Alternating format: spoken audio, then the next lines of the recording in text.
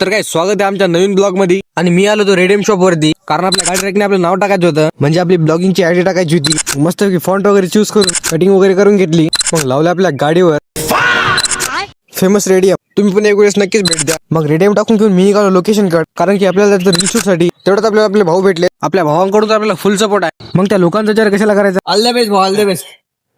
मग काय विषय आहे का भावा. Like subscribe follow.